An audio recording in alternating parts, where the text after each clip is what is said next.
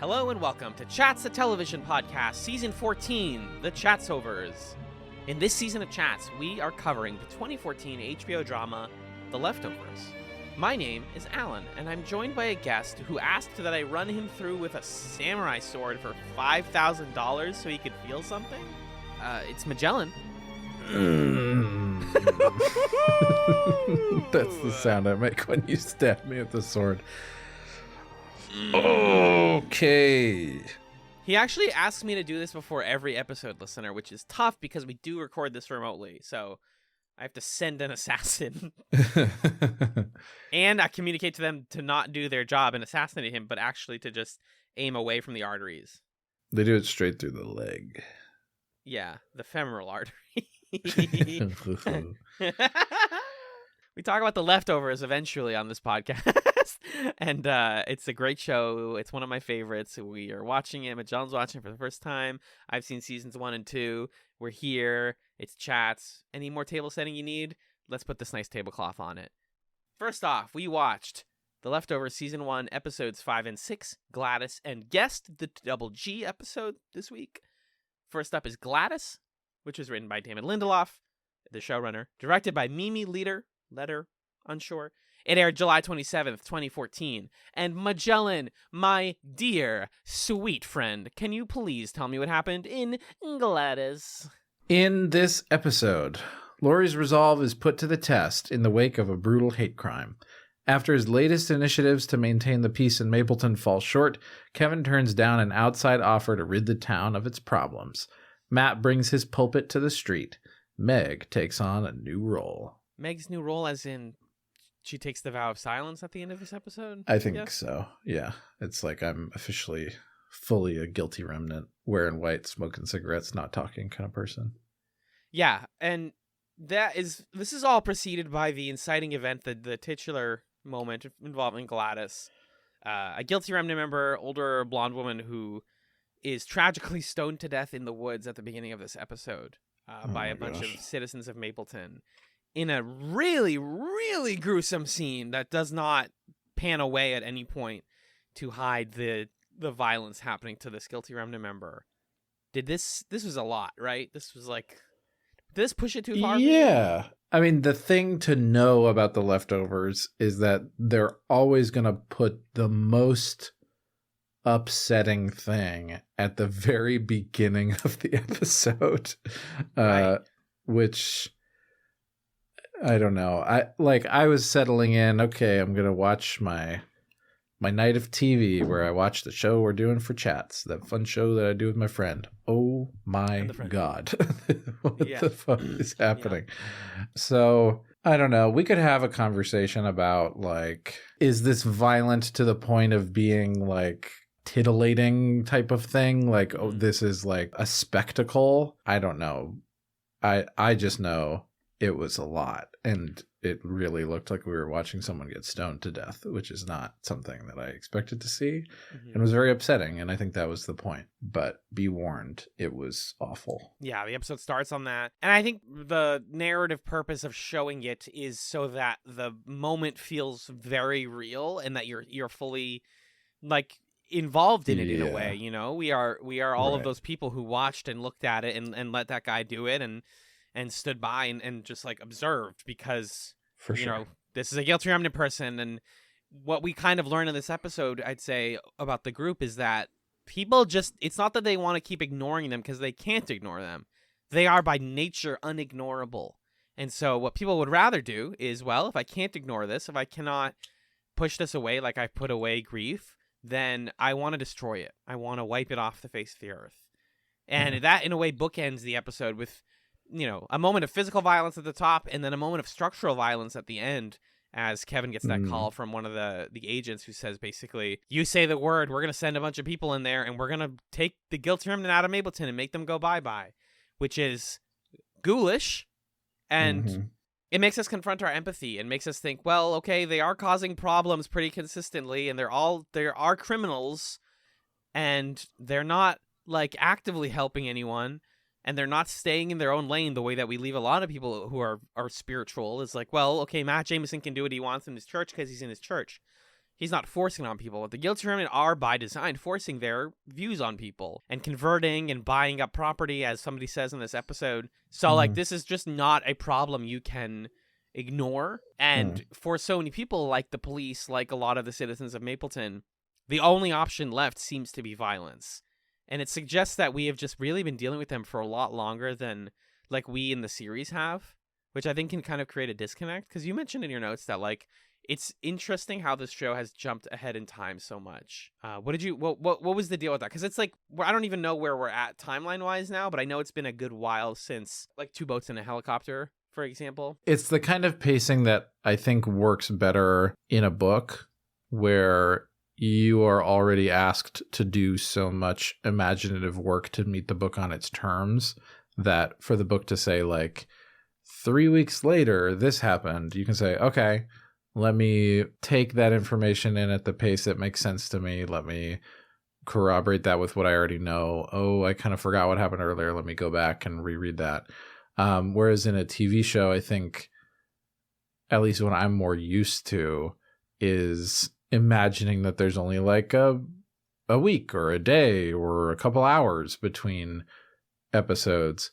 And this show is presenting events on a timescale that makes sense for a real world. A real world isn't going to have like community level events on a weekly basis. They're going to be spaced out week to week or month to month. So it's more realistic, but I think it also, like you're saying, it's a show that's preoccupied with these sort of structural matters, and it just demands of you, and this isn't even a bad thing, it's just demanding of you as a viewer the investment to position yourself in that. Because this episode, I think Kevin talks to Matt about the guilty remnant buying the church, about it happening like months ago, and it was like 2 episodes ago for us. So And I think too that, like, all of the violence in that is showing us that time passing matters in the leftovers, and that there's a sort of tragedy too of, like, what are we missing when the camera cuts away and the episode ends, is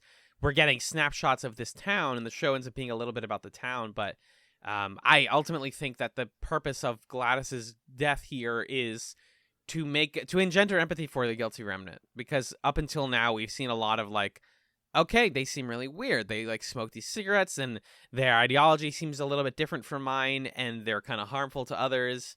There's even a scene, I believe, in this episode where they see an old man falling down in the street, and they don't help him.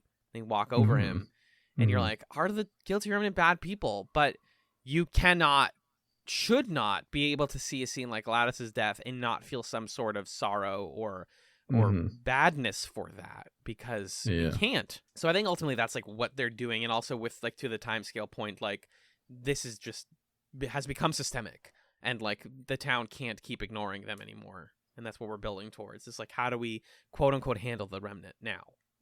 So Kevin is kind of our perspective character for most of this, outside of the guilty remnant. He is surprised, by the way, when the two main sides of the plot intersect, that Patty is obliging when he's like, okay, you guys need to not be in your compound for a while, and we need you to, like, go, like, integrate among society a little bit, and you're going to stay in some hotels. Can you just do that?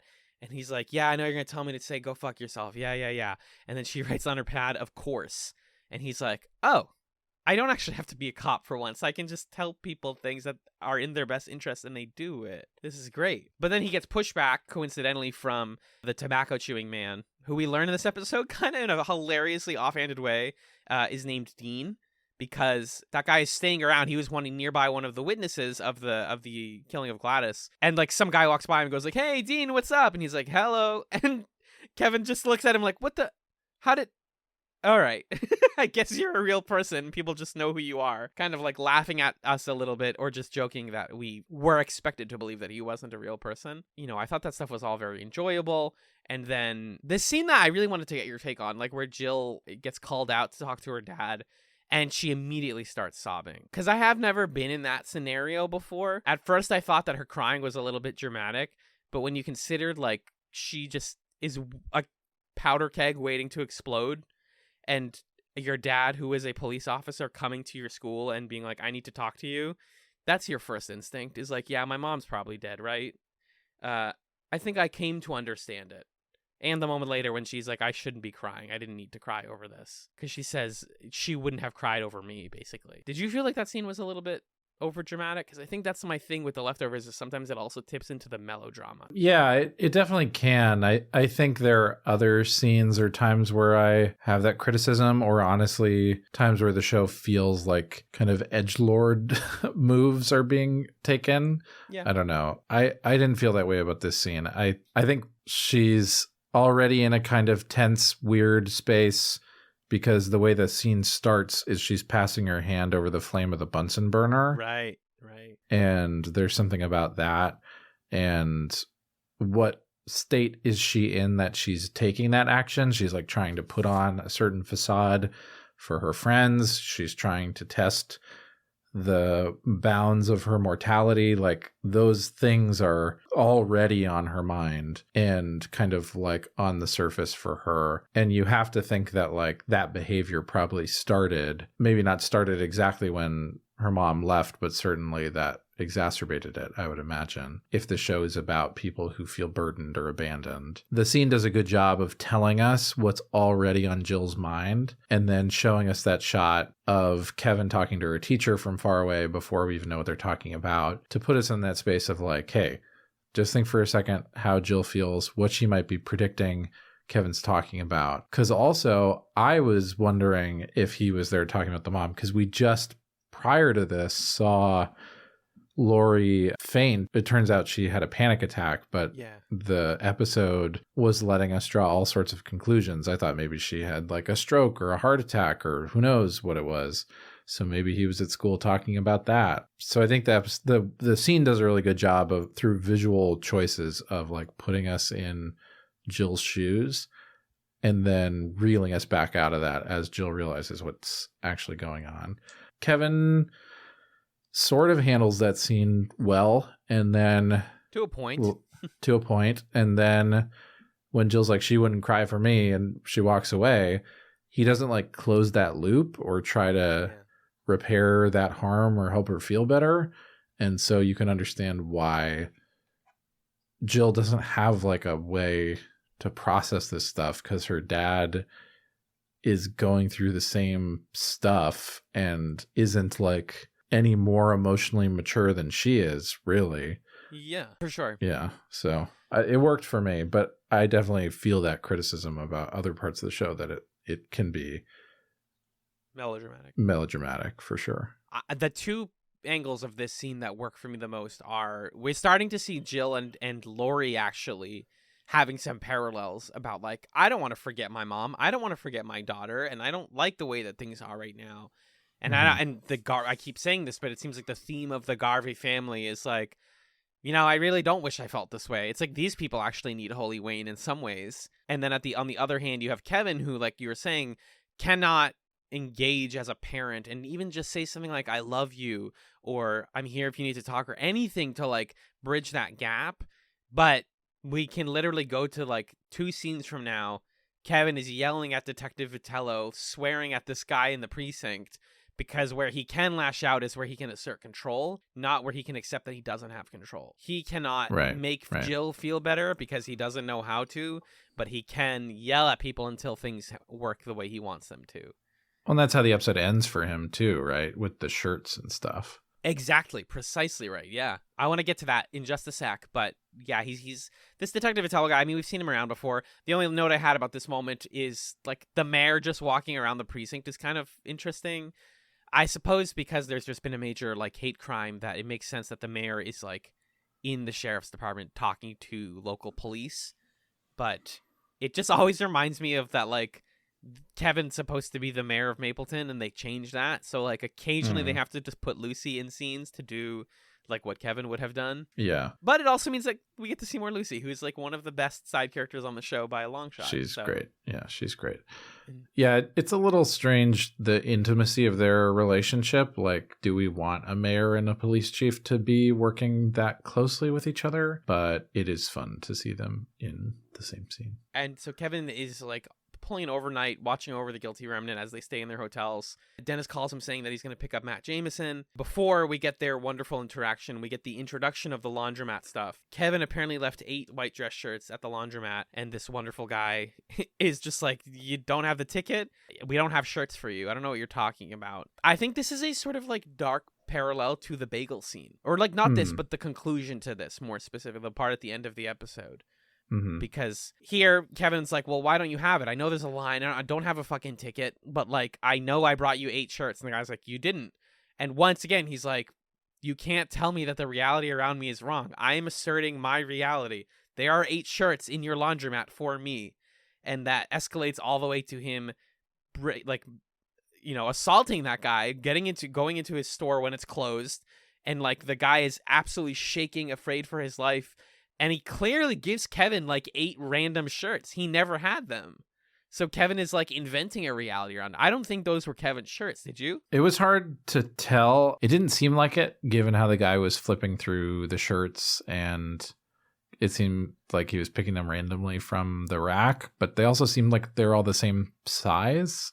Like, yeah, the episode wasn't clear. They could have been more clear if the point was they were random shirts, that they were random shirts. I'm trying to decide if the ambiguity is useful. I think it is, because it means that it's hard for us to gauge whether or not what Kevin did was justified, right? Mm-hmm. Because it's entirely possible that they were his shirts, or that they had already sold his shirts. But it's also entirely possible that he lost them, or they're in the laundry hamper at home, or who knows. It's useful for us to not know, because I think the point is it's fucked up that Kevin is doing this. Mm-hmm. We're supposed to feel like, okay, you know, I understand why you're upset. I understand where this is coming from, but like, you are putting violence out into a world where you're trying to like diminish the violence that's out there. Exactly. And it further like I really do think it works that they made Kevin a cop instead of just being the mayor, because having the power to enact that violence is like a specific criticism of police in America, and not just like of a mayor who runs around and is like, I can like assault laundromat workers and no one gets mad at me because I'm the mayor. Yeah. Like, that just makes a lot less sense to me. Yeah, and it lets them continue to explore another thing from the pilot where he says people aren't ready to like feel better, they're ready to fucking explode. Yeah. And they can keep seeing what that looks like when he's a cop. And so one of the last Kevin scenes, just him talking to Matt Jameson, and Matt's like reading a Bible quote to him about like understanding. Kevin literally asks him to explain the Bible quote, and I didn't write any of it down. It's a very long Bible passage. Super long quote. Passage. I'm glad that finally there was a thing where someone quotes the Bible and another character's like, okay, but what does that mean? Jesus said to his disciples, compare me to something and tell me what I am like. And Thomas said to him, Teacher, my mouth is utterly unable to say what you are like. And Jesus said, I am not your teacher, because you have become intoxicated from the bubbling spring I have tended. And he took Thomas and withdrew and spoke 3 sayings to him. When Thomas came back, his friends asked him, what did Jesus say to you? And Thomas responded, if I tell you what he spoke to me, you will pick up rocks and stone me, and fire will come from the rocks and devour you. You want to tell me what that means? It means it's easier to stay silent than it is to speak truth. I was literally thinking when Matt was saying the quote that it's like a pet peeve of mine when shows quote the Bible, because it just kind of like sounds right.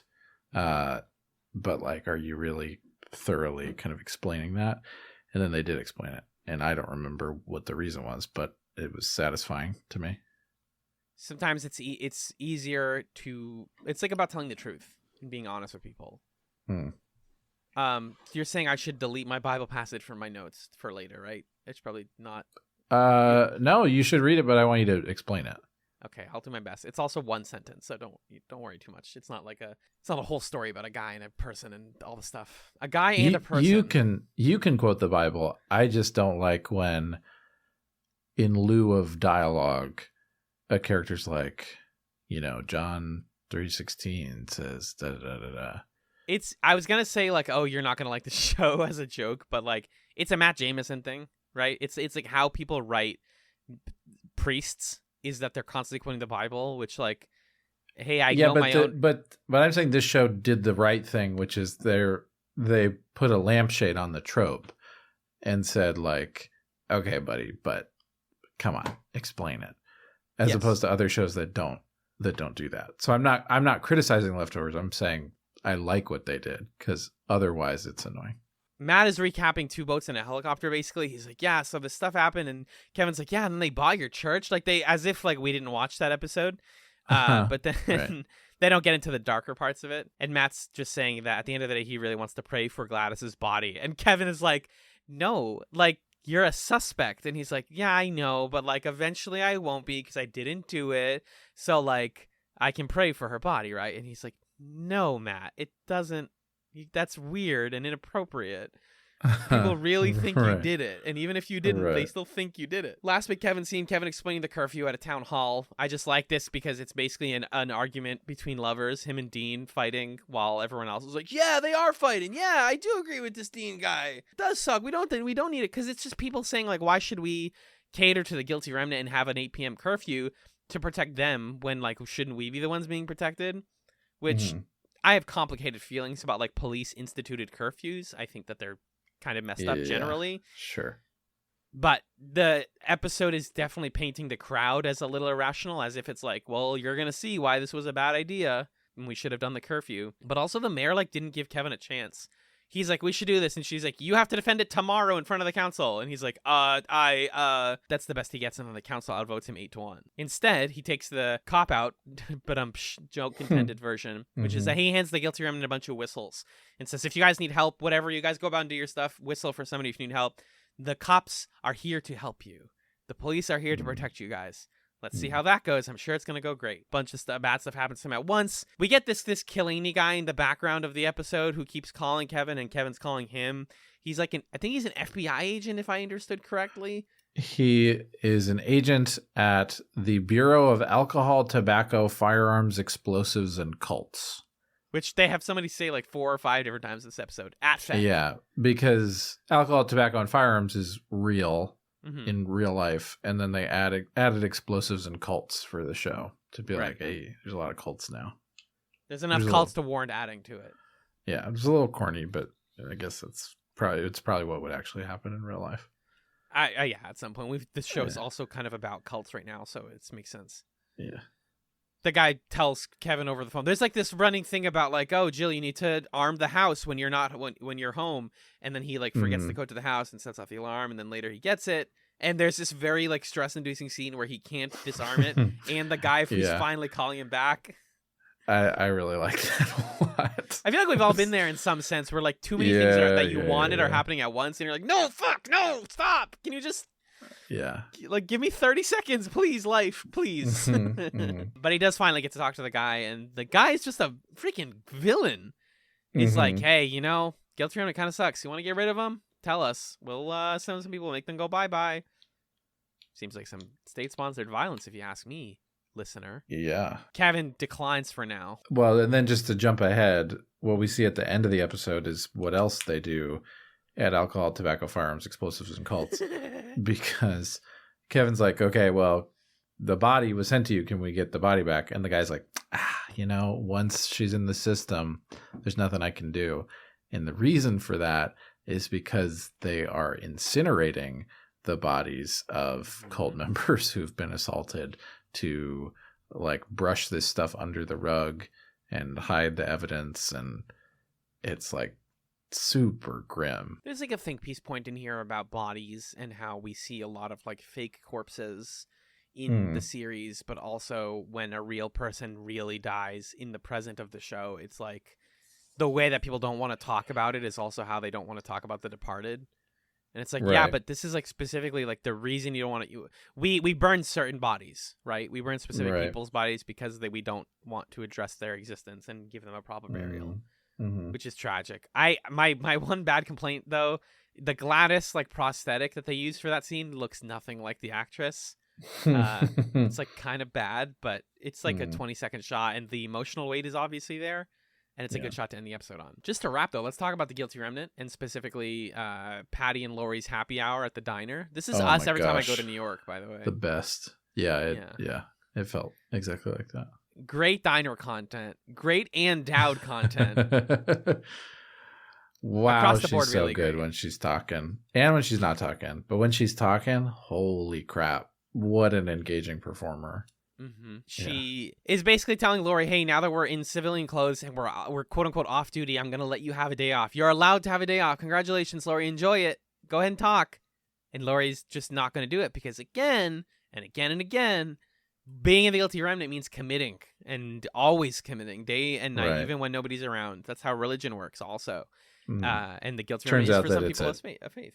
Yeah, and it turns out that it's a test that Patty's doing to her. Patty's like, I did the same thing to Gladys, right? Yeah, right. Gladys was worried about her husband and was worried about all this stuff. And then I did this to her, and she also didn't talk. So great job. You understood the assignment. Even when we're off duty, we're still on duty because that's not, we don't turn this off, which is just really beautiful. And I think like what works is, I watched that Drew Gooden video essay recently about, I guess it's like 10 minutes. So it's a video, not a video essay, whatever, about like what makes good acting. And the thing he said that I've always agreed with is that good acting is not yelling and crying. And even though Ann Dowd does like do a little bit of crying here and it feels kind of like sudden, the good acting is her just talking and like deeply engaging with Lori's ethos and being like, hey, check it out. I know you are feeling a lot of grief and you think it would be easy to just go back, but that isn't how this works. It's never going to feel like the way you want it to. Yeah. The only thing that's going to be stable for you is staying here. So you should stay here and stay with us. I think the thing that's also really powerful in the performance here is that Ann Dowd makes it clear that Patty is struggling with the exact same thing, right? Yeah. Because, and like when she's delivering this performance, her face is like contorting and she's starting to make movements and sounds that are like sudden and a little scary, like she's violently fighting back full emotional expression. And then for that to end with the moment where she gets the doggy bag and she like scrawls the name Neil on it in this almost like kind of violent motion. It was really good. And you're like, oh God, Patty, who's Neil? Go talk to him. It's okay. Leave him a little present or something. Yeah. Yeah. Introducing Neil also as a name to keep in mind for later.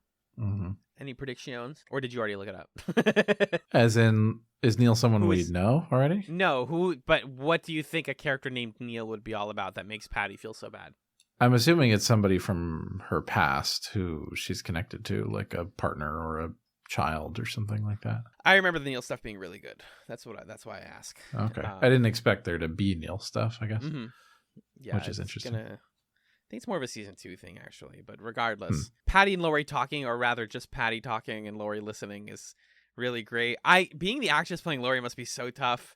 You just have to act against Ann Dowd, who's just like swinging for the fences, and you're like, and like all you do, your instructions are just nod and like agree. I just today watched an episode of Star Trek: The Next Generation about a character who communicates through other people. Okay, and it was so interesting because the actor who plays him, because he's deaf, and the actor who plays him is also deaf, and so as a result, the episode has like great things to say about like disability and communication, but also it's like, how do you communicate through other people? Do you use like sign language? Do you use written language? And how do you communicate emotions and ideas?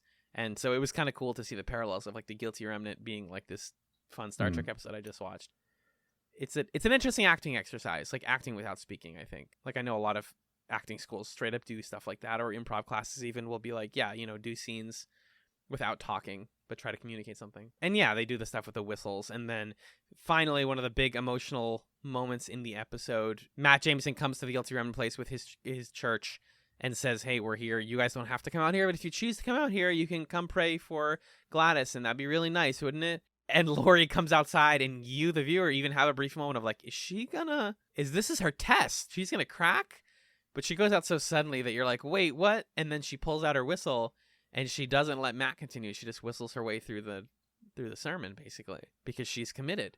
And everybody inside looks at her so proud and so happy that she committed. And that's one of the big emotional moments of the episode also.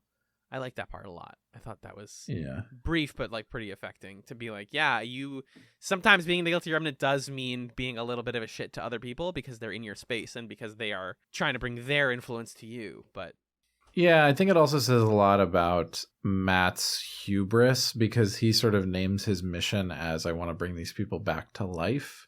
Yeah, which he literally says that. Feels when you hear him say it, it's like, yeah, wow, that's so poetic. That's so interesting. But like, these people are grieving and they are processing this and they're doing things on their terms and in their way that are acknowledging this death. It's not as if he's enlightening them to the concept of honoring someone who died, but he's sort of acting as if he is. So it's just this interesting moment to me where what he's doing isn't necessarily wrong. I think it's like a very charitable, generous thing. And also I think there are some ways in which the way that he does it is condescending and not necessarily receptive to how the guilty remnant want to operate and the ways that they express these things. So I really like that scene a lot. I thought it was really interesting. Mm-hmm. It's one of my faves from this. I think from this season, honestly, because it really hits. And I just like seeing Lori get characterization, and be like, "Hey, I made a choice," and I really appreciate that. The show does a very good job of not making the guilty remnant seem completely like bad guys, and I think that's where this episode is its greatest success. Yeah, it also reminds me of Ty's sister in the Digimon movie, using her. She got the little whistle. Yeah. Mm-hmm. Wow. Why did I immediately know what you were talking about? Because I have good taste, listener. That's why. I love the Bare Naked Ladies on that soundtrack. I believe this scene is from the Digimon movie. Herman Cain said something like that. Any straight nuts on this one? Yeah. They've got to stop doing the stuff where Kevin is attracted to Amy. Like, stop it. Him looking down the hall, she's in her, like, night underwear or whatever. Quit it. Wild. Who needs this in the show? What is this like accomplishing? I don't know. They keep doing it and it's really frustrating to me. The only reason I'm okay with it, well, there's two things. In this episode, that shot you're referring to where she's in her underwear is very not titillating. It's very like, oh, that's a person. That's like a teenage girl. You're supposed to feel very weird about that. True. Like, it's not like, oh man, could they have been doing stuff? Like, they're not. And that's Amy's character, right? It's like, they aren't giving her a backstory. They're not going to give her like an episode. But Amy's character is all about seeming like she's the kind of person that would do that and never actually doing it, which kind of puts her in conflict with Jill, someone who will put her hand on the Bunsen burner and will, like, go out and steal the baby Jesus because she enacts things, whereas Amy says she'll do things but is way too afraid to actually do things. But and the I show's think not saying this loudly enough. And I think the other thing, setting up Amy as a foil to Jill, is like Amy really wants to seem like an adult or like get along with adults and see things from their perspective. She wants to have a cordial relationship with Jill's dad. I think she likes those moments where he's like, what's up with Jill? And she's like, man, you and I, we're always trying to figure out what the deal is with Jill, but she's kind of got her own thing going on. But us, we're the mature ones. Cool. I think that works for me as like, make her Jill's friend to accentuate the ways in which Jill is leaning into this sort of like rebellious, slam my door shut teenager thing. But I think there's ways to do that without stuff like this. I don't know. It's weird, but I know it's supposed to be weird and uncomfortable. So I'm just monitoring it. I really like the shot where Patty shows up to Kevin's house and holds up the legal pad that says like one of our, and we can't see the rest of what's on the pad, but we don't need to know because we already know what it says. There was like some economy to the visual storytelling there that I thought was really cool. Yeah. I didn't think about that, but that's a really good point. Meg, what's up with Meg? She's like, man, are you surprised that she got killed? Okay, Meg. Yeah. Yikes. She's developing. She's evolving Yeah. slowly. When Kevin asked Dean what he was doing in the woods, he says, drinking beer, stargazing. Did you notice his beer brand? What is it? This is really dumb trivia. His beer brand is Heisenbrow because they were fans of Breaking Bad. Okay. All right. Okay. When Lori sees the little kid and the little kid's like, hi. And the mom says, Amanda, stop staring. And then looks at Lori and says, you too. That said a lot. Townspeople are so mean. They're really mean. I think what works for me about the guilty remnant and the way the townspeople see them is it kind of boils down to the most essential theme, this idea of like, how do people act when there's a group of people who force them to think about something or confront something that they don't want to? The answer is you get angry really fast. Yeah, you get angry really fast, and you're like, I don't give a fuck if they get killed. Mm-hmm. I had a couple quickies. Oh yeah. Lori gets, when she has her panic attack, from the doctor a box of what I believe is diazepam because it's in a box, so it's probably big tablets. I don't mean to be that person, but you probably wouldn't just get handed a controlled substance from your doctor, even if you just had an emergency like that. And he does say, like, a doctor, you'll have to see a psychiatrist if you want more of these. I don't know. Maybe they do that. I think you would at least have to go to the hospital's pharmacy. That's just me nitpicking because I worked at a pharmacy and I know how controlled substances kind of work. Mm-hmm. And then my other huge ones were just the needle drops when Patty plays music in her car say so much about who she is and what she likes.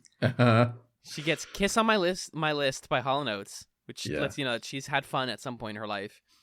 And then she gets What a Fool Believes also when she brings the thing to Kevin or whatever. And it's just, Patty has really good taste in me. I love both of those songs very much. So I was excited to see them. I like that Lori's like, where are we going? And Patty's like, relax. Let's just listen to the vibes. We're vibing. Is this the first episode where someone says guilty remnant? No, right? I don't think so. No, it must have been in the pilot. Okay, because mostly people have said GR. But yes. I don't know that I caught a moment prior to this point where someone says guilty remnant, but I'm sure they did. Yeah, me too. I had the same thought though. I was like, this feels different. Very cute little cinematography. The hotel leaving the no smoking signs in the rooms that they know the guilty remnant are in. I know this is poetic irony. I know they leave them in every room before someone's like, Alan, come on. It's funny. It's a funny moment of dramatic irony. And then my last big laugh was, I know I'm listing my big laughs like this is a sitcom. It's like the saddest show on earth. When Kevin yells at that creepy guy and like says fuck, and then Matt Jameson, who's with him, goes, I say fuck too. I love that line. Super funny. It's like, you're priesting a little too hard right now, dude. It's okay. Yeah. You don't need to like form a connection with me right now. Turn it down. Yeah. This was stupid in my notes. I really like the line where Patty says in the delivery of the alternative, what we do is very, very hard. Really well delivered. And then I really didn't like the line that followed soon after where she's like, doubt is fire, and fire burns you up into the very ashes or something. It's like, whoa, who wrote that? Relax. But it made me think doubt is fire, and fire leads to hate, and hate leads to the dark side. Oof. The ATFEC guy, the alcohol, tobacco, firearms, explosives, and cults guy, the first guess he has of who the cult is Tomorrow's Family, which is a good name for a cult. Yeah, it is. Yeah. But those are all my notes. I love it. And that's all I got. So let's take it to a brief musical break, and we will take a glass of water, and then we'll be right back to talk about Guest.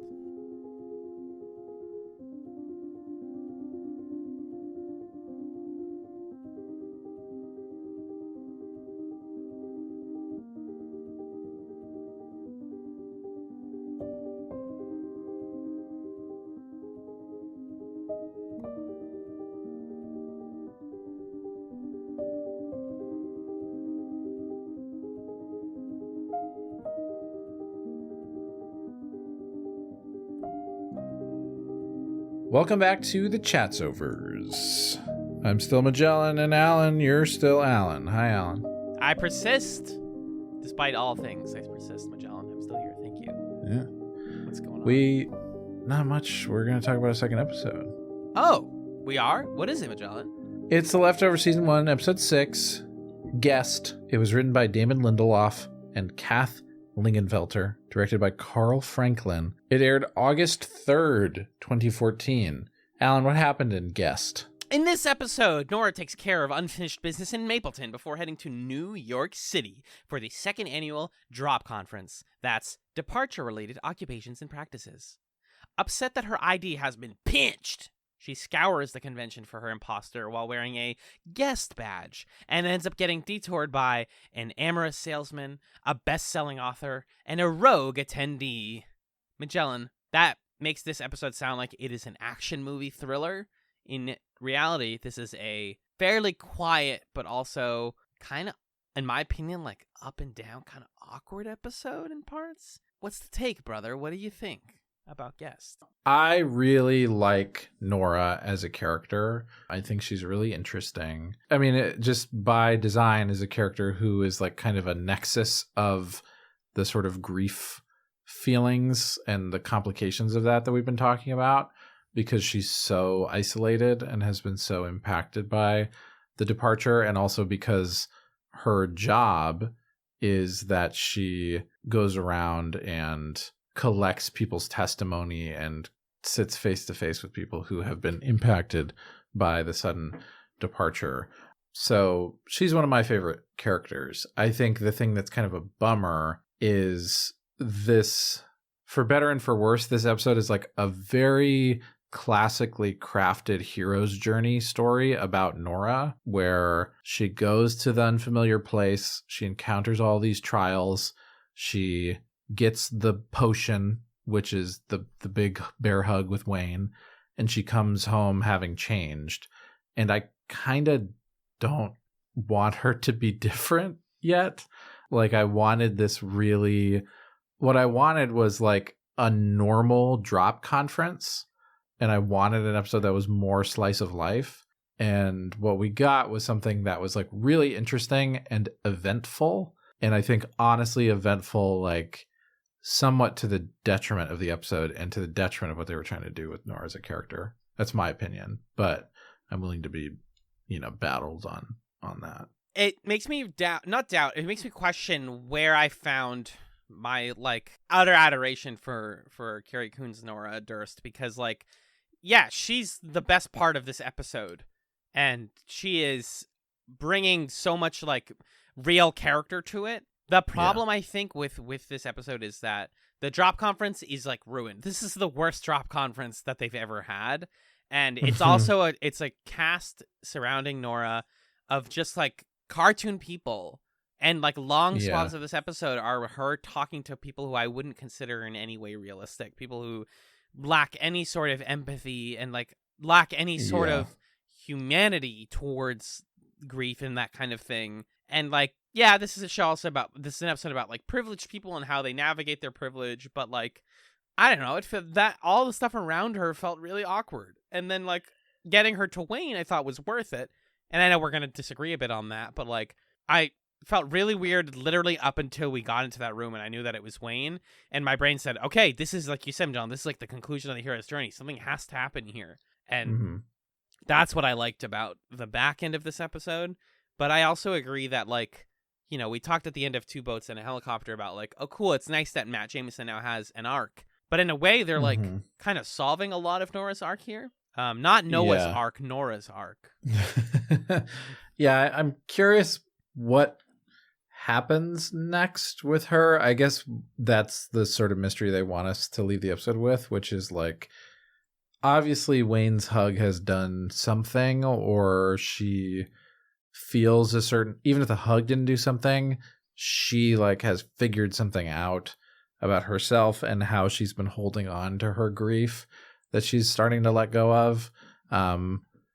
So she's different by the end of the episode. And the question is like, how different is this? Like an unnatural kind of change or what? And I don't really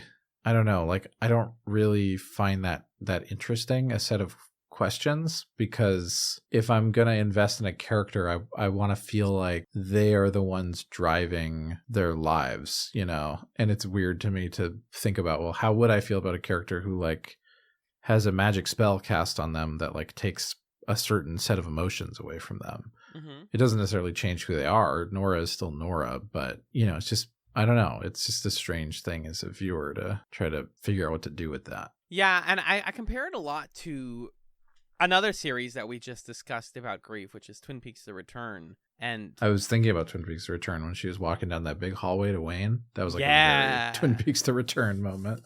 She also had just run into a fucker named Ray, so it tracks. Yeah, I wrote that in my notes. That fucker Ray. But like, how does Sarah Palmer handle grief in Twin Peaks: The Return without getting into spoilers? They use that to make a sort of like grand spiritual supernatural point that works, because that's what Twin Peaks is dealing in. But like, they can't go supernatural with Nora, so her version of like, I cannot fully accept grief right now is she goes to the playground and watches the kids play and creeps out the babysitter, and she leaves the puzzles in her kids' rooms undone. She doesn't put those away because the kids could come back. She buys children's cereal and literally empties and refills her fridge every week as if she's restocking the house for a family. Right. And like, that's all handled in a beautiful, like, dialogue-free scene, couple of scenes at the top of the episode. And I think that stuff's amazing, because it's like, this has become quotidian for Nora. I go to the store, I buy the sugary cereal, and like the meaning of the sugary cereal later when she talks to the woman in the bathroom, and you're like, okay, even that had a meaning. Like, this is a woman who is like committed to this routine, similar to how Matt is committed to his faith, and how the Guilty Remnant are committed to their beliefs, and Kevin is committed to this false idea of justice. She's committed. This has to be the way her life works. Yeah. And so she's kind of locked in it. And, you know, before she even goes to New York, our first big, like, dramatic moment right before the theme song is she hires a sex worker and asks her very politely for several $1,000s to take Nora's gun and shoot Nora in the chest while she wears a Kevlar vest and falls onto an air mattress. Which we are all the sex worker here who's like, I gotta go, dude. And Nora's has to be like, no, like, I know it's weird. I've done it before. You're not gonna kill me, and I'll give you as much money as you need, but please, like, I need this. And it's intense, right? The woman is so afraid. She finally does it, and it works fine. Like, she shoots her, she gets knocked out, and then she wakes up like 5 seconds later after the woman's left.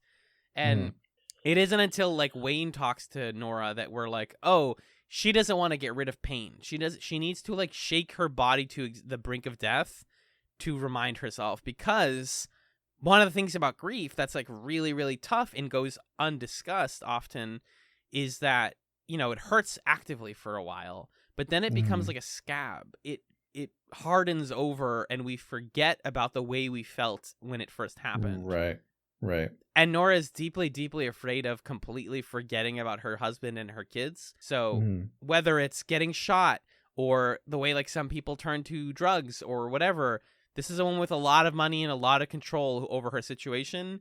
And this is her way of asserting it, is like, I have these routines, and every once in a while I just need to snap myself into remembering I'm alive. Because again, as Wayne says, like, the realm of the living is the realm of the hopeful, and she wants hope, but she needs to stay alive to do it. So was this, again, there are just so many, like, if this is too ridiculous for you, The Leftovers right now might not be for you. Maybe come back in a season or two when they get better at this. Was this a lot? This is a lot, right? The gun scene? Yeah, man. Oh, it was great. I'm glad you felt that way. This I loved. Two scenes even that were my favorite scenes, and this is one of them. Even though she plays Angel of Death by Slayer. That was awesome. That was so great.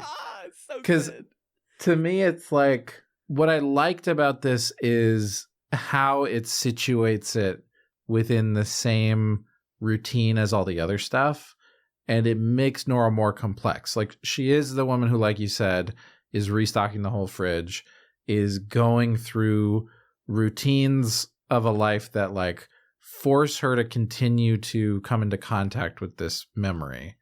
she's like, I'm going to basically trap myself here in these routines. But also, like you said, that's not enough to hold on to the feeling, like the rawness of the feeling of my family is gone. And so I thought I really liked it. She's like, yeah, the thing I got to do is I need to hire people to shoot me. And it like made sense to me. Yeah. So I'm thinking about this in a certain way. And people often complain that television isn't realistic enough. And if it's trying to depict real people, then why isn't it realistic enough? And I'm of two minds about this, because on one hand, I do, in a hypothetical situation, see a world where even I would do this. That, like, this is a safe way to, like, jump up against death, right? Like, some people skydive, but there's risk inherent in it. This is, like, as safe as she can possibly be, but still get to the borderline.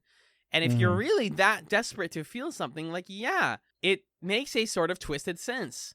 But my other mind of this is, like, TV and art allow us to sort of explore ideas that we cannot put words to. That's like how poetry works, right? We try to communicate things and we fail to do them in our medium, so we use another medium.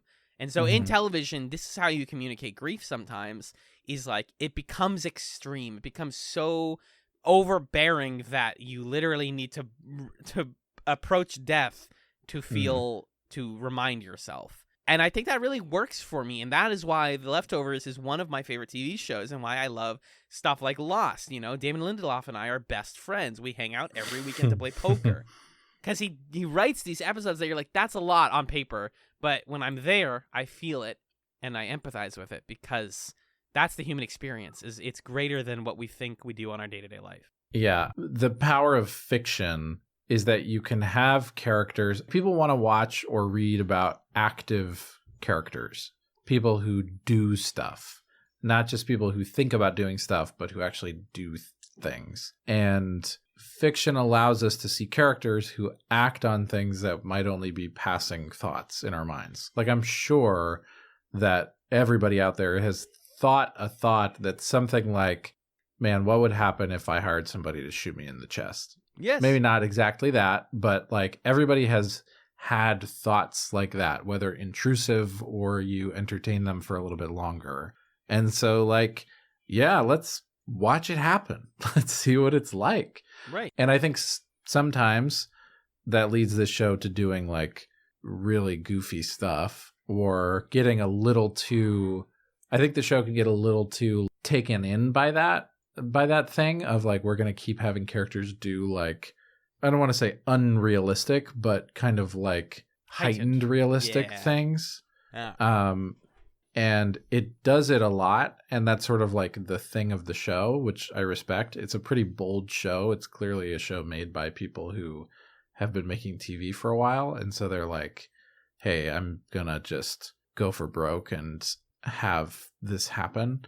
And I think there's times where I don't love it. And I think there's times like this where it's like, yeah, this is awesome. And very few other shows have had the bravery to do stuff like this. Like, in a way, maybe like Mad Men was a show that couldn't do something exactly like this, but had that same sense of like, I'm going to watch characters do the thing that people only think about doing. Brilliantly said. That's my pitch for The Leftovers for people, is like, you're gonna watch people do things that you've thought about doing in your deepest, darkest moments, and they're gonna do it, and it's gonna be weird, and you're gonna be like, that's not how people act, but it's how people think, and it made it onto the page, and they had actors perform it, which is really beautiful, because we don't get to see that. So that's my other like big pitch for like why I love these moments, and why I love Nora, is she does things that people like so many characters on the show that humans don't do in real life all the time. But before we last thing before we get into the actual conference and her losing her ID, her boss or one of the people at her work is saying, hey, you know, these questions you're asking, we get a scene of her asking. This was them my again. other favorite scene, by the way. I love this scene so much. Of the boss telling her this? I fucking love this scene. Yeah. So this was my favorite scene of the episode, I think. Wow. Okay. Yeah. I love that. Yeah, he is like, question 102, which she covers it up a little bit at this point in the episode. You're like, what's this weird question? But what the question is basically, do you think that the departed, the people who she's asking about for the sake of the benefits, are in a better place? And the Mhm. problem she's having is until now, she has a 100% yes rate on that because the boss thinks it's because she's telling people, I lost my family in the departure. And so naturally, people are going to be like, yeah, they are in a better place because you want me to say that. And because people want to make other people feel good sometimes. Right. And that seems like the right thing to say. But she's like, I don't say that. So I think what it is she gives the energy that Yes. she wants people to say that. Yes. And there's something really beautiful about that. Without saying it, she communicates to all 100% of her clients up until this episode that, yeah, they're going to a better place, right? Right? Please say yes. With her eyes, with her performance. And there's just something great about that. And the boss really trying to be like a private sector, tech boss of sorts, or being like, all right, the numbers say that you're doing it. I don't know why you're doing it, but you are. Fix that.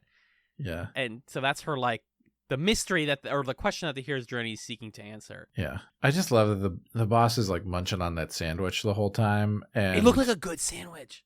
It looks like a great sandwich. This is the most normal place, normal office, guys eating a sandwich. Oh, your numbers are looking this way. And what a, on the face of it, boring procedural thing. Yeah. Oh, for some reason, there's an anomaly here in how people answer this question.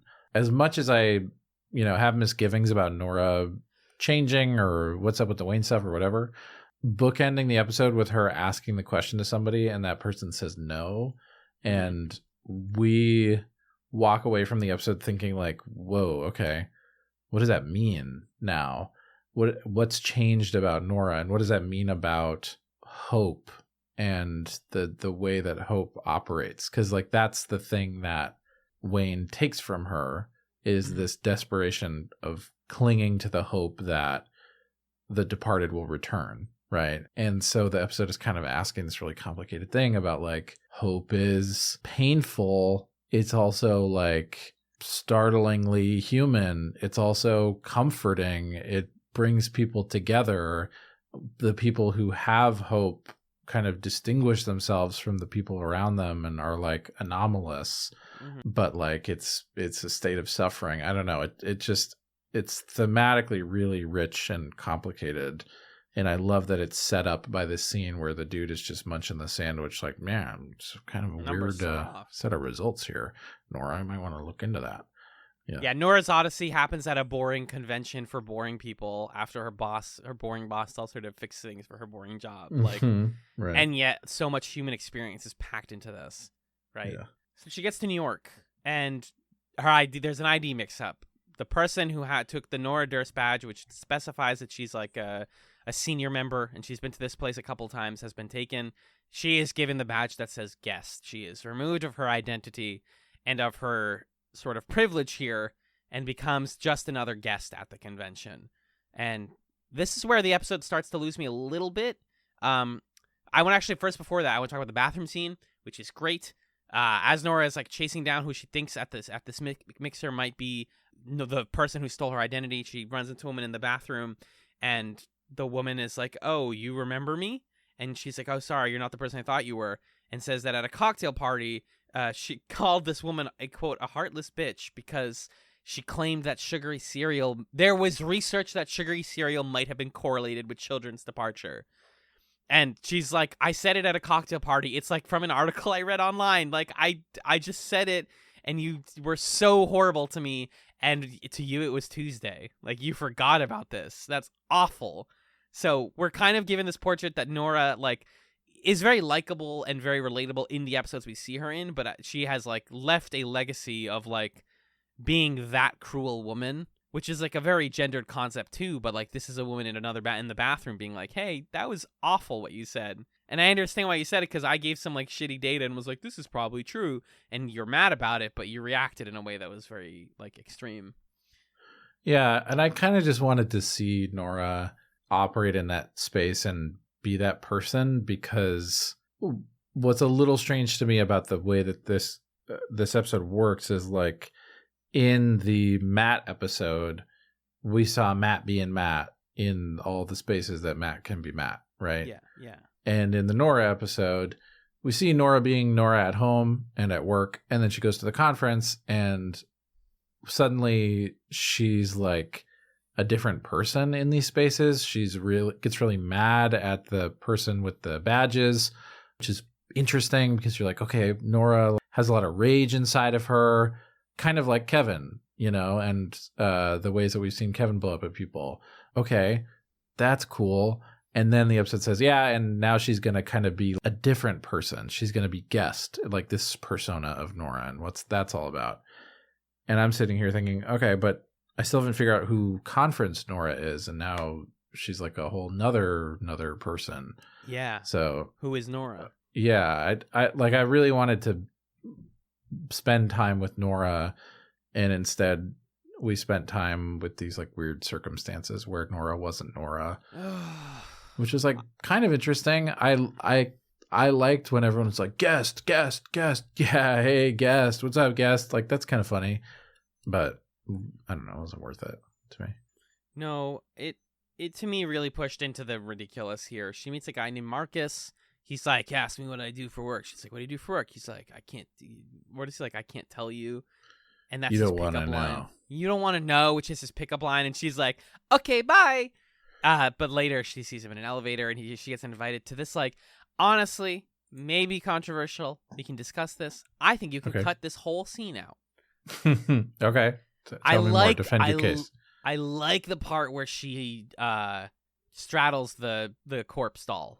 I think that's like powerful because bodies, dead people, grief. It's like packed of peanuts. But all of this stuff, like, why?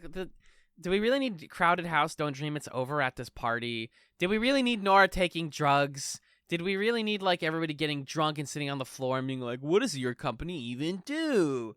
Like, all of that just felt, like, completely out of reality in a way that, unlike the teens, where I said in the pilot, like, oh, works at the teens are ridiculous because they like life means nothing to them. It's just like, this is a bunch of 30-somethings, and it's just sad. It's just sad and doesn't feel like it needs to be here to show us that, like, Nora, it really brings us to like Nora blacks out and then wakes up the next day in the security at her door, right? Here's what I think is the issue with it. Yeah. Who were those people? No one. We don't learn who any of them are. They barely get names. Because when we meet Marcus, he doesn't even have a name badge, right? Yeah. So it's like, are you at the conference? Do you work at the hotel? And then we learn he works for the company that sells the replicas of people to be buried. And then it's like, wait, okay, so are all these people conference people who think the conference is stupid? Like, they aren't really set up in a way that really reads. None of them have badges, but they all seem to know about the conference. Maybe they work for the hotel. Like, I just don't get a clear sense of who they are and who Nora is to them and why she's with them. You could have done this with people who go to the conference all the time, who know each other because they're always at these same conferences. And then there's like this weird letting off steam orgy that they all do every time they're at the conference or something. Like, that's the same kind of Buck Wild, but it like has a context, you know? So that for me was what didn't work about this, is I didn't fully have a sense of like, who are you? Like, why are we here? It's kind of a persistent issue I've had with The Leftovers on this rewatch, is that the like regular people characters, the not relevant to our story characters, are like they're like NPCs. They never feel like real people. And I don't know what that is. Is that a writing thing? Is that a acting thing? But it's always like we have real people surrounded by NPCs. And that's what it feels like in here, is these people exist to tell Nora that like they think the convention is stupid, and people who like obsess over their loved departed ones are like, delusional or whatever. And it's like, okay, yeah, they suck. Great. People are bad. I know that already. I've seen this. I think the other missed opportunity is this is a conference where the selling point, the thing I was interested about coming to watch it was, this is a conference for all these people who have careers that are based around the departure, right? Yeah. And like, we don't meet anybody with careers based around the departure except for the fake corpse guy and Nora. And two authors, mind you, like two people who write books about the departure who are both proven to be charlatans. True. So like, that's people who are related to the departure is Nora and a bunch of charlatans, basically. Right. But just give me like a quick montage of Nora's at this like like drug orgy party, and everyone's like, oh yeah, I do this. Yeah. Oh, my thing is I do this. Give me like, they're not 10 different ideas of all these weird occupations at this conference. Mm-hmm. No, that's a really good point. And what we do instead get is just a lot of like the security questioning her and being like, why did you do this? And she's like, it was obviously my doppelganger. My question plot-wise about this is, do they not have cameras? Why would they ever believe that Nora Durst did this if they're looking at her, she has her ID, and they have evidence that the person that broke the glass in the bar wasn't her? Why are they questioning her? Yeah. My only guess is like they didn't have cameras available, or it wasn't clear enough, or something like that. So but they don't even say that to address that. No, they're just like, question. A person named Nora Durst broke the glass in our bar, and that's obviously you, so you're under arrest. It's like, or you're kicked out of a hotel, and it's like, what? I'm not. Yeah. Whatever. Fortunately, they don't belabor it. She gets to the conference that she was supposed to go to, and the fake Nora Durst is at the stage. It turns out a woman stole her ID so that she could kind of espouse on microphone to all these people about her conspiracy theories. You can hear her as she's getting it taken away say, quote, the Mossad regime was working on ray guns in Iran that leave no matter behind, suggesting like it was an op or something. And then she just gets taken away, and Nora's like, that sucked. And we just cut to her in the bar, and they're like, yeah, you can have whatever drinks you want. You're fine. And then we're back. Then we're like, okay, now we're in the stuff that Alan likes again. We see Jonathan, one of the book authors, at the bar with her, and they seem like they're having a normal conversation. And I think it's he who says we can't spend all of our lives waiting for something that never comes. And then she says back that never comes back. Yeah. Loved that. Really into that, solidifying that she's like, yeah, but we're not we don't agree that this is permanent, right? Like we know that they're going to come back. What do you mean not coming? Yeah. And he just has this like very apathetic ethos about everything, and seems like such a fraud from the jump. And it turns out he is, because this in the background of this episode, we keep seeing people talk about this like religious guy who's another author, and he keeps asking people if they want to feel this way. But John, you mentioned that you had Wayne vibes from this guy from the jump, correct? Mm-hmm. He definitely has that. Like do you want to feel this way? Can I get rid of this for you? He intercepts Nora outside of the convention and takes her. She like very quickly believes him. It's kind of weird how quickly she's like, yeah, all right, I'll go to this weird apartment in like this back room. But again, for her, I feel like it's one, narrative convenience, and two, like what else is she gonna do? She's the same person who top of the episode was like, hey Kevin, want to come to Miami with me? Which we didn't talk about, but she has a meet cute with Kevin at the top, and she's like, I don't want to go. Love that. She's just, that moment. He's like, I have a daughter, and she goes, oh, fuck your daughter. Oh, wait, I'm not supposed to say that. Oh, that's a bad thing to say, actually. Yeah. Doesn't realize until her whole odyssey later that she's like, yeah, sorry I said fuck your daughter. That was really rude. And he's like, no, I would have gone. I just needed to... That actually sounded pretty nice. I was just trying to think about the logistics of it, and you walked away. It's like how a real rom-com would work, with someone would be like, come away with me, and you're like, I have work today and I have a kid. That's hold on, give me like 30 seconds to figure this out. You bought the plane ticket already. You're like, oh Christ. You tell my bank that I'm traveling. That's funny. Oh boy, yeah. So she yells at this guy and is like drunkenly screaming at him as he leaves, and then so the author takes her up, and there he is. It's actually Wayne. He's in this creepy, dark, dank hotel room. I love how kind of unhinged he is here. At first, where he's like, "All right, what? Yeah, you need healing. You gave me your $1,000 already. I'm gonna hug you." He like just has the script basically, and is like, "What's your pain?" And it feels like she kind of breaks through to him for a sec, because he's like, who did you lost someone, right? Like he says to everyone, like, oh, you lost someone. And then she looks at him and he goes, oh, you lost someone's. Ooh, yeah, that's a lot, isn't it? You lost everyone. And he cites some Bible verses at her. For whoever is joined with all the living, there is hope. I really like that moment.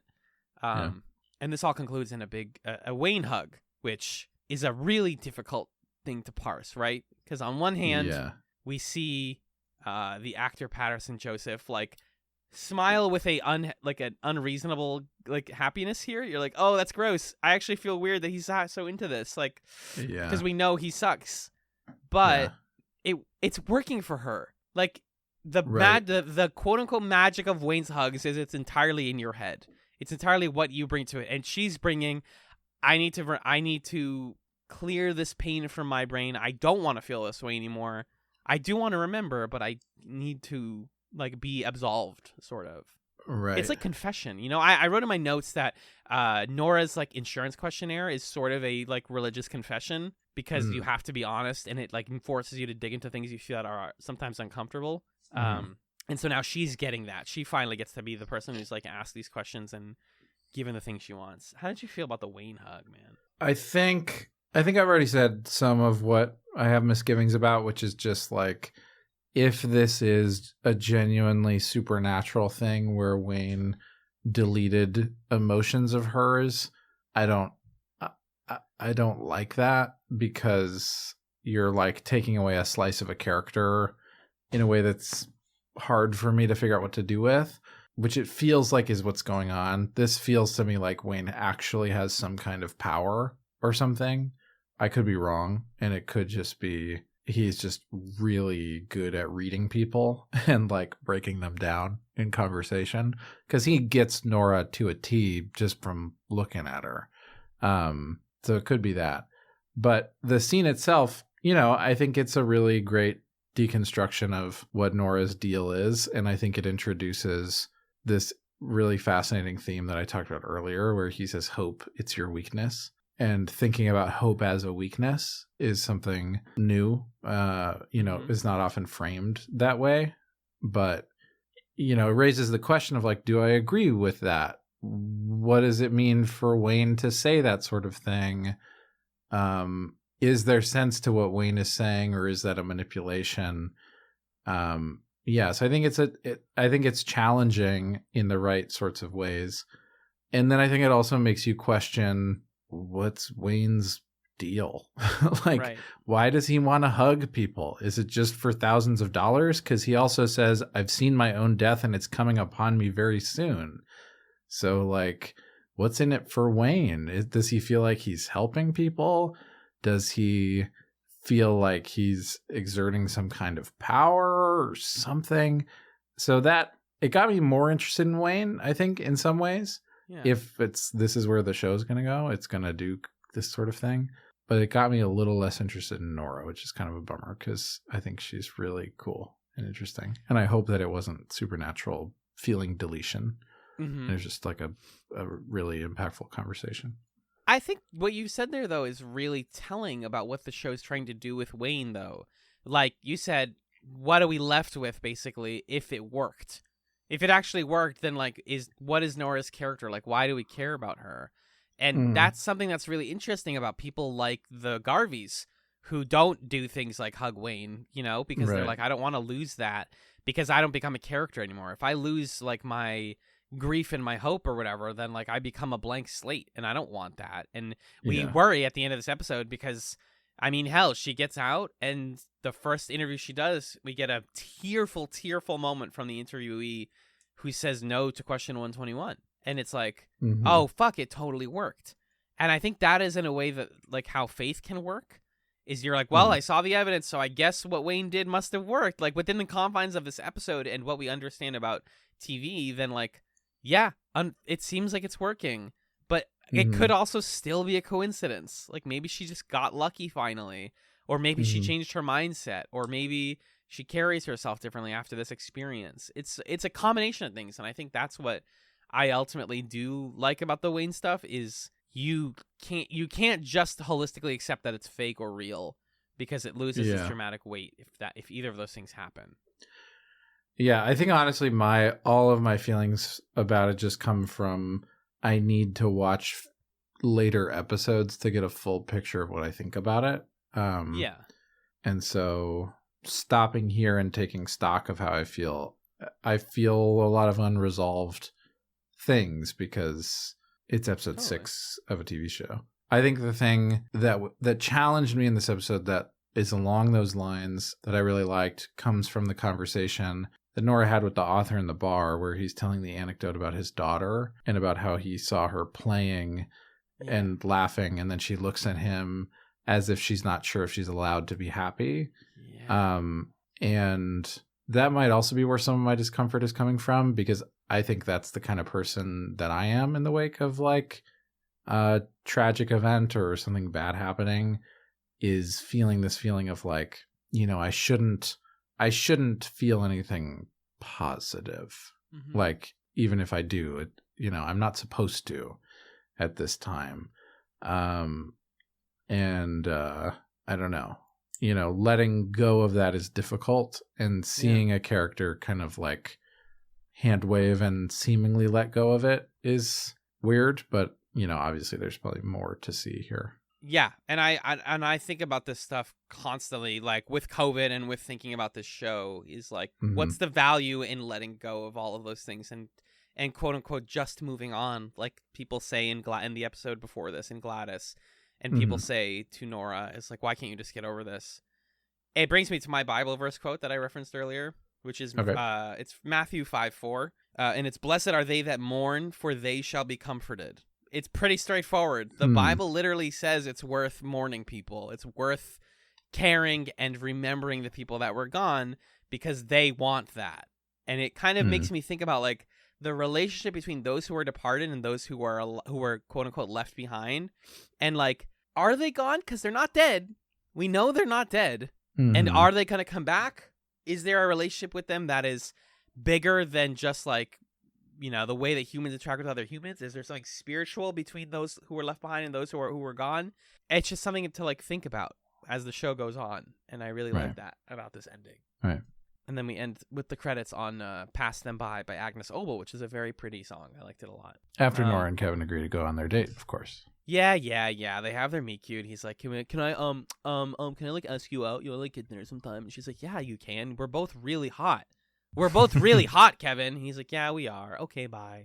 Okay, see you later. Sounds good. No exchange of numbers or time and place. He also says, I found your address, which is weird. Yeah, super weird. It was easier to find than your phone number.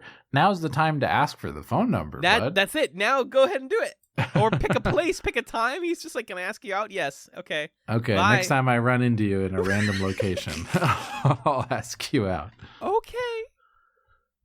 Magellan, hit me with your straight notes, please. I have actually none for this episode. Wow. A concept that I think was interesting that was brought up in the background is there's a session at the conference talking about the prophet's dilemma, which I didn't write anything that they said about it, but I looked it up, and the prophet's dilemma is like the same thing as a self-defeating prophecy, basically. Yeah.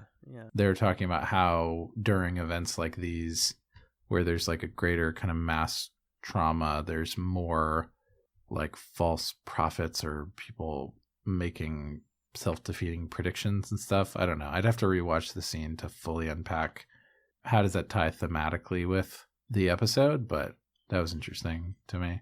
Yeah. As like a tool to analyze this potentially. The security guy with this fucking big mustache, like what are we doing? That was dorky. Just a funny bit of casting, I think. Yeah. And the hotel boss, just the most New York hotel boss ever. Hey, what's going on? Yeah. Silly. Mm-hmm. Also big Twin Peaks: The Return energy, but in a bad way. Like they didn't do it right. They didn't do the Vegas boss stuff correctly. I agree with you for sure. The guy says, do you want to feel this way, to Nora? And she says, yeah, I want to feel this way. Fuck off. Yes. Move on. Next the question. PayPal screen that fucker Ray is looking at is the old PayPal. Really old. Super crusty PayPal. Yep. I thought that was funny that he was like, yeah, that guy like looks like a generic street tough or like a male porn star or something. He's just like, what's up? I'm Ray. It's your PayPal. You got PayPal? I can set one up for you if you want. But I thought that was very funny. Mm-hmm. And then the last note I have is the comedy of when Angel comes over in that first scene to shoot Nora. Yeah. She asks, why didn't you just get the person who shot you last time? And Nora said she wouldn't do it again. Boom, boom, boom. The Leftovers is a funny show. Is the thing. It's very sad and very thought provoking, but it's also hilarious. Yeah. Also, we get the bit where Matt is calling her to apologize. So they haven't been speaking, I guess, since he told her the information. And we see her acting on the information that her husband was cheating on her. The scene where she's at the courthouse and she chooses to keep her name but dissolve her marriage. And also the interesting legal complication that, like, okay, this is dissolved for now, but if he comes back, you're not actually fully divorced. Wild. Yet, which is wild and is fascinating because, like, that's a legal question you have to answer now in a world where a bunch of people disappeared, is how does divorce work? So I like that scene too. Continuing to build on your everybody's going to come back theory. Yeah, I think so. I love it. Anything else? Nope. Groombo, which is the little alien that comes into my head whenever I need to make a transition. That's what we have for now. Hey guys, real quick. Next week we are not releasing another episode of the Chatzovers because if you keep up with our other podcast feeds or just the main Chats feed, you know that every 3 months we do Trek Chats, which is a podcast where John and I watch Star Trek The Next Generation for the first time. So today is June 26, 2022. On July 3rd, you're going to be getting Trek Chat 02. And then on July 10th, you're going to get the next Chatsovers episode. So we didn't remember that, and because of our recording and release schedule, when this next part you're about to hear was being recorded. But that's the upcoming release schedule. Next week is Trek Chats, then the episode discussions that you're about to hear me describe now. First things first, I want to tell you, Magellan, what we're watching next week on the Chatsovers. Okay. We are nearing the end of Season 1 with discussions of Episodes 7 and 8 of Season 1, Solace for Tired Feet, the summary of which is as follows. After learning his father has escaped the psychiatric hospital, Kevin orders an APB to track him down. Jill attempts to break an endurance record. And holed up in Indiana, a disillusioned Tom makes an unsettling discovery. So we got a premise there. We got Kevin's dad getting out. We got the kids doing stuff. It's a Garvey episode. Okay. Episode 8, Cairo. Oh, I might need to be careful with this one. I'm going to skip the Kevin part. Jill remains skeptical of Nora and goes through a personal conflict. The guilty remnant prepares for an important event. Meg has an altercation with Matt. Whoa, okay. That's a pairing. Yep. So, Solace for Tired Feet and Cairo next week, folks. Get hype for those. Magellan, first question for you. Where can people find you on the podcast sphere? You can also listen to me on a show called Super Smash Echoes, which I do every month with my good friend Justin, where we play games that are the sources of Super Smash Brothers characters or are influenced by the games in the Super Smash Brothers universe. So games that echo or the echoes of games. It's a monthly video game book club type thing, Super Smash Echoes. We just played this really interesting free RPG thing called Franken. It's like an hour-long game that was kind about of Al Franken? It's not about Al Franken, no. That was kind of like a break in the rhythm for us as we moved through Earthbound. And it was a really fun episode about something you probably haven't heard of that you could play in an hour and then listen to our episode. So check it out. Super Smash Echoes. Alan, what about you? Generally, you can find me on another podcast, which is The Huntress Quorum. That's a Monster Hunter podcast I do with friend of the podcast, Six. Every week or so, we do discussions with myself, Six, and lately we've been having the internet's Minovsky article. Minovsky is a wonderful human being, and we talk about Monster Hunter monsters together and have a great time, and we laugh a lot.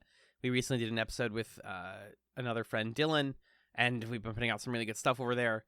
I was also on a recent episode of Scanline Media's Oops All Anime podcast, where I was asked to watch the Mobile Suit Gundam movie Kukuru's Doan's Island, which is an hour 40 movie that is an extension of a 20-minute episode of the original series that was also not broadcast in the U.S. So it's really weird. We had a great time talking about it. You can find that over on patreon.com/ScanlineMedia. And let's talk about us for a sec, folks. It's time to pay the bills. Big money, baby. I would like to do the plugs now, if you don't mind, Magellan. Please let me have Go this. for it. Thanks, pal. Thanks, pal.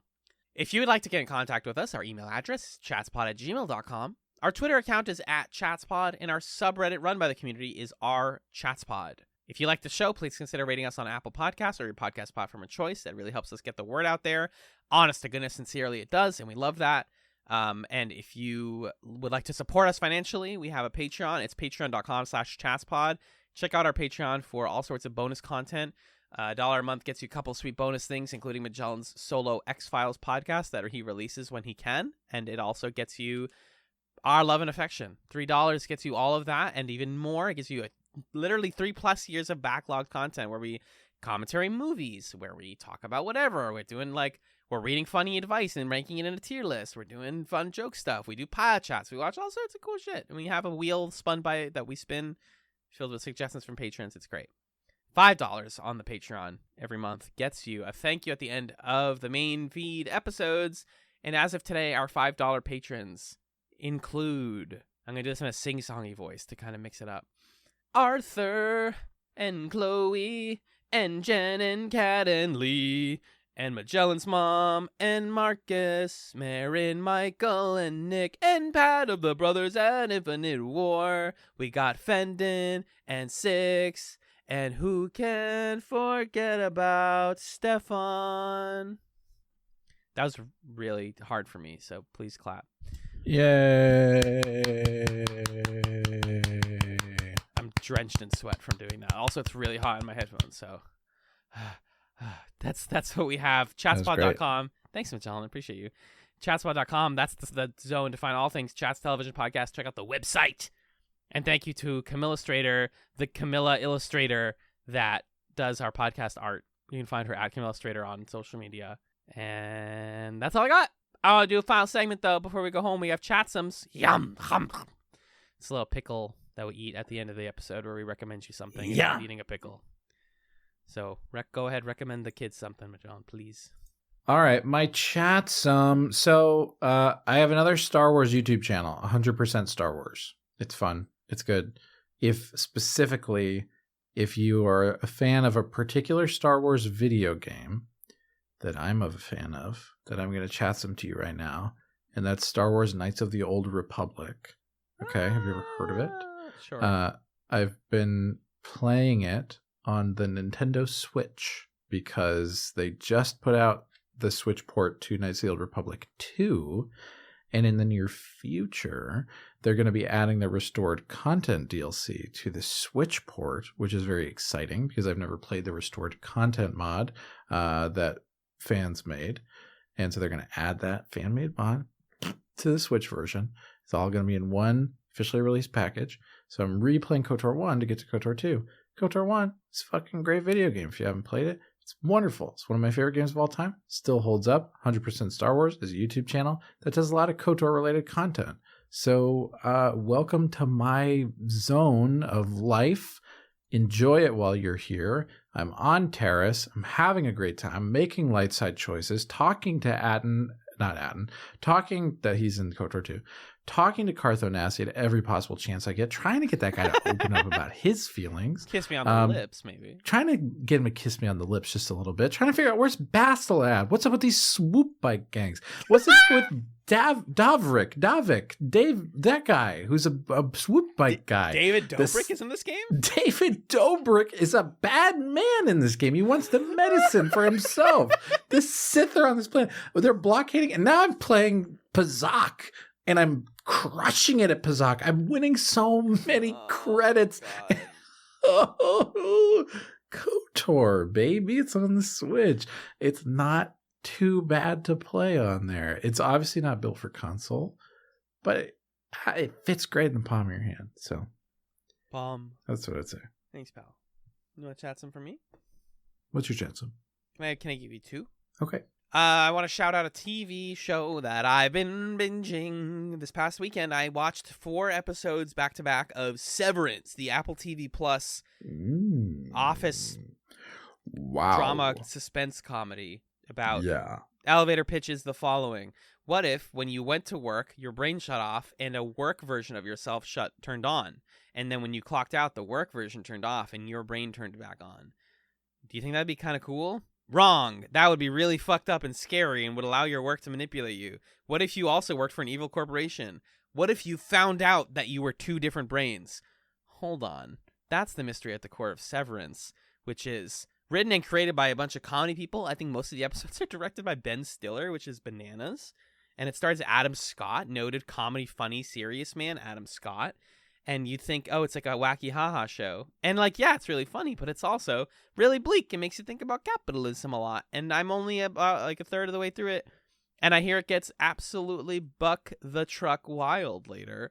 So it's 9 episodes? It's like, what's one season? I know nobody likes Apple TV Plus. That's why it's not my only Chatsum, but it's on there. That's what I'm liking right now. It's Severance. It's a good show.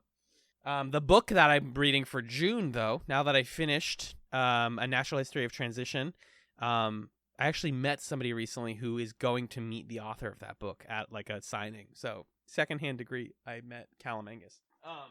My book Chatsum is The Poppy War by R.F. Kuang. It's the first in a trilogy of fantasy books that came out. This one came out in 2018. It's based in Chinese, Japanese, East Asian history all across the board from different parts of history. It's your typical young girl hero's journey, discovers she has magic powers, goes to a magic school story, but it is also deeply political and concerned with how young people can change the world and like create revolutions. And it's fantastic. I cannot rave about it enough. It's super well written. I cannot put it down every day. When I do my 30 minutes of reading, I'm like, I should probably squeeze a little bit more Poppy War in there. And it's just really, really good. If you think that you're too old or not, if you're over like young adult, like kind of fiction, please give the Poppy War a shot. It's very good. And I know I'm late to the party for those who've read it, but it does slap. It really does. I'm tired of hearing my own voice. I'm tired of talking. I want to go to bed. Magellan, thank you for being the Patty to my Lori, you know? Thank you for pulling me out of this rut and reminding me why I do this. Wow. You're going to have the bacon. Coffee? The waffles. Or orange juice and coffee? Oh, God, she orders Lori orange juice and coffee. Oh, God, never mind. Just to test her, just to see if she'll say something. That's why she does Ew, it. gross. You nailed it. That's what breaks her. Holy Gotcha. crap. She finally talks. That's the first time we hear from Lori. She's like, oh, what is this, a cereal commercial? Milk and orange juice? Ugh, yuck. She's like, I'll see myself out. I'll Goodbye. leave. You can have my white outfit. Thank you, dear listener, for being the listener to my podcaster. Well, you know what? Sorry. You know what's cool about the whistle scene? What's cool about the whistle scene? Is like Lori's like shouting at him. Like she doesn't get to talk, but she could wail on that whistle. And isn't that kind of an interesting, fun Sonic thing that's happening there? I love Sonic in his big shoes. Sometimes when like Patty would write in the first couple episodes on her pad, she'd write really hard, and I took that as her speaking like this, but she's just writing. Isn't that cool? Language. Anyways, guys, thank you so much for listening to the Chatzovers, where we remember so that you don't forget.